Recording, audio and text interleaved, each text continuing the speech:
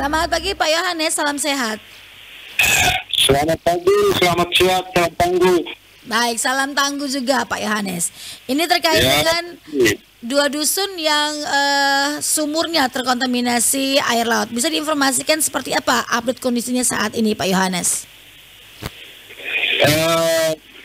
Untuk dua dusun yaitu di desa Wakungi Padende, itu memang hasil asesmen itu sekitar 80 kakak memang. Kemudian juga jumlah sumur juga mendekati itu, yaitu mendekati 20-an sampai 30. Nah, untuk kejadian yang banjir kemarin, itu memang terjadi. Tapi kalau kami melihat kondisi alam ini, cuaca ekstrim ini juga disebabkan karena air laut pasang naik, kemudian jarak di antara sumur dengan pantai itu sekitar 20-an. Nah, gejala alam ini memang lebih banyak disebabkan oleh proses intrusi. Kalau saya melihatnya intrusi, yaitu proses penyusupan air laut itu di bawah tanah ke permukaan tanah. Jadi kalau mau dilihat fisika ini isu yang paling mendasar itu untuk di pantai itu adalah abrasi. Itu memang setiap tahun sudah terjadi. Sehingga itu yang saya lebih dominan mengatakan proses intrusi, yaitu penyusupan air laut itu ke bawah dasar permukaan tanah. Nah, ini yang memang kita antisipasi. Kalau memang belum ada turap pengaman pantai, maka mungkin yang dilakukan itu adalah penanaman pohon bakau. Nah, kemudian mungkin saja masyarakat perlu mengantisipasi, yaitu mitigasi sebelum terjadi bencana itu adalah penyambungan air bersih untuk minum itu dari TBM saja. Sehingga pemerintah dalam mengatasi hal ini sedikit lebih menekan biaya. Kalau kita dengan cara membuat dana ini juga besar. Jadi proses mitigasinya itu yang mungkin saya akan lakukan, khususnya pendidikan dan sosialisasi kepada warga masyarakat yang tinggal di pesisir pantai. Ini tidak hanya dialami oleh masyarakat desa Batu Nilo, tapi semua masyarakat di pesisir itu mengalami hal yang sama. Karena setiap tahun juga proses abrasi itu tetap dilakukan, sehingga kita perlu ada mitigasi. Artinya begini, kami memberikan pendidikan, kemudian sosialisasi, masyarakat juga perlu ada kearifan lokalnya, yaitu kesiapan dirinya sebelum bencana itu atau setiap tahun ada bencana, abrasi, apa yang harus mereka buat. Jadi ini butuh juga kesadaran masyarakat. Itu yang ingin saya mau tekankan. Oke, jadi memang kerjasama ini harus terjalin karena ini menjadi langganan tiap tahun nih Pak Yohanes ya.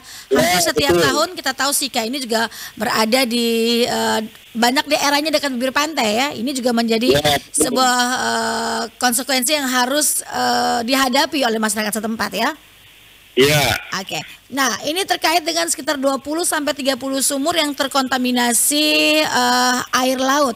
Berarti ini benar-benar tidak bisa dikonsumsi nih Pak ya, airnya ini untuk kebutuhan sehari-hari.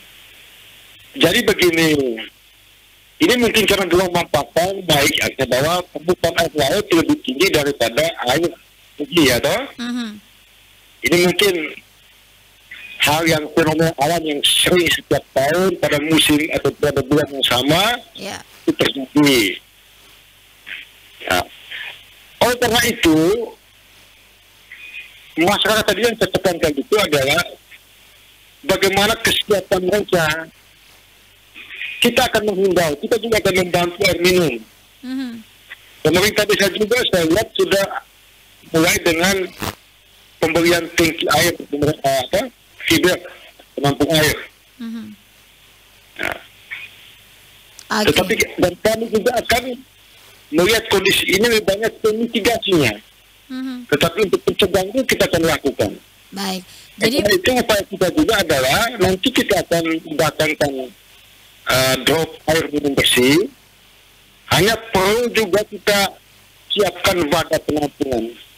Karena saya waktu asesmen di lapangan saya melihat bahwa sudah koordinasi dengan Bapak Camat, kemudian kepala desanya, soal penampungan, wadah penampungannya ini yang belum disiapkan secara baik. baik, berarti memang masyarakat setempat ini untuk memenuhi kebutuhan air minum bersih sehari-hari sudah ada antisipasi yang dilakukan oleh pemerintah desa, pemerintahan kecamatan maupun juga dari BPBD Kabupaten Sika nih Pak Yohanes ya. Ya, dengan fenomena alam kejadian yang kemarin kita juga akan antisipasi. Tetapi yang saya lebih menekankan juga adalah adanya kearifan lokal yang mereka miliki. Kalau mereka itu tinggal di pinggir pantai, maka apa yang harus dilakukan? Kemudian kami juga pemerintah hadir dengan juga membantu. Jangan terus menerus lah. Ini juga harus kerjasama antara pemerintah dengan masyarakat. Kita butuh kesadaran mereka juga. Begitu. Baik, jadi memang sosialisasi, edukasi dan juga komunikasi ini terus dilakukan ya oleh pihak-pihak terkait menyangkut masalah abrasi ataupun juga tangga bencana lainnya nih Pak ya. Iya, betul sekali. Nah ini setiap tahun terus terjadi, kemudian diharapkan kearifan lokal, pemerintah juga terus untuk secara masif nih ya melakukan sosialisasi ini. Nah mungkin Pak dalam waktu dekat ini, karena ini juga cukup urgen ya kalau kita lihat kebutuhan air minum sehari-hari. Nah langkah cepat selain tadi telah menyiapkan atau mendatangkan air bersih, kemudian harus ada penampungan air yang dilakukan atau yang disediakan, apalagi nih langkah konkret lainnya yang dilakukan atau diambil oleh pihak BPBD sendiri? Ya, saya rasa langkah itu saja yang mungkin kami ambil dulu, karena untuk memindahkan warga tidak mungkin lah. Oke. Itu pasti tidak mungkin. Jadi kita hanya sosialisasi, edukasi kepada mereka, kemudian kita menyiapkan wadah, kemudian kita mendatangkan air untuk bisa membantu, dan mereka juga kita harapkan supaya ya dengan kesadarannya, dengan kearifannya juga membantu pemerintah. Jadi kita berkolaborasi ya, saling membantu. Jangan hanya pemerintah selalu menyiapkan, kita itu juga dengan melihat penganggaran juga kita terbatas ini. Kita juga butuh kerjasama. Masyarakat juga mengerti lah, sadar begitu.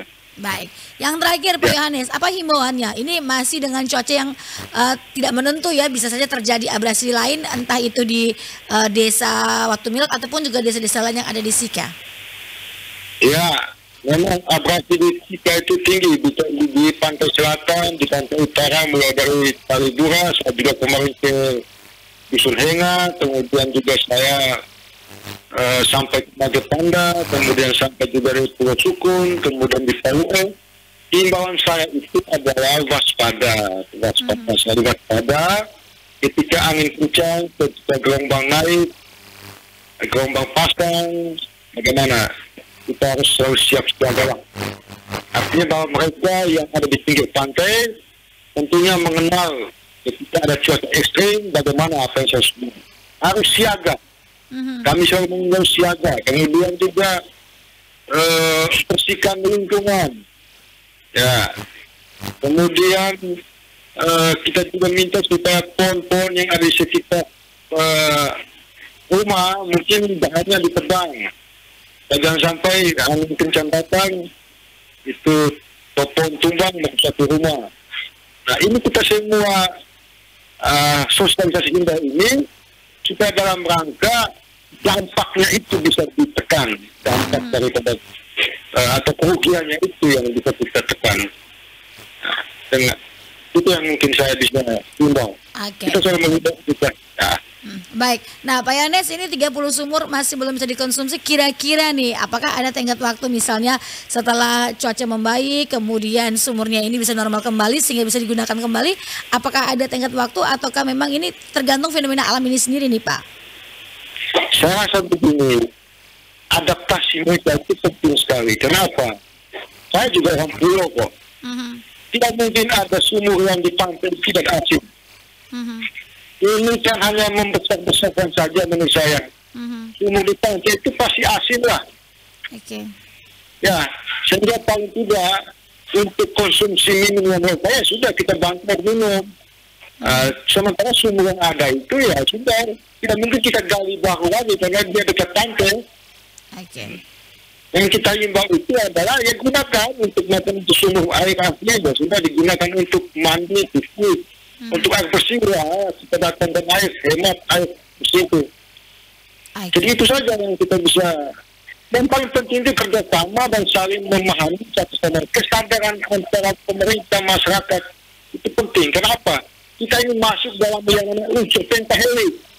Pemerintah, masyarakat, kemudian Indonesia, pendidikan, media itu kita bersama. Teman-teman media juga saya rasa supaya fenomena alam ini jangan terlalu dibesar-besarkan. Kita omongin apa adanya saja. Jangan membuat kita panik lah begitu. Oke. Jika bukan. Baik. Terima kasih Pak Yohanes untuk informasinya pagi hari ini. Salam sehat selalu, selamat beraktivitas. Salam ke Mak Umer ya Pak. Salam tangguh Ibu. Selamat pagi. Salam sehat. Pro 1, Kanal Inspirasi. Demikian mendengar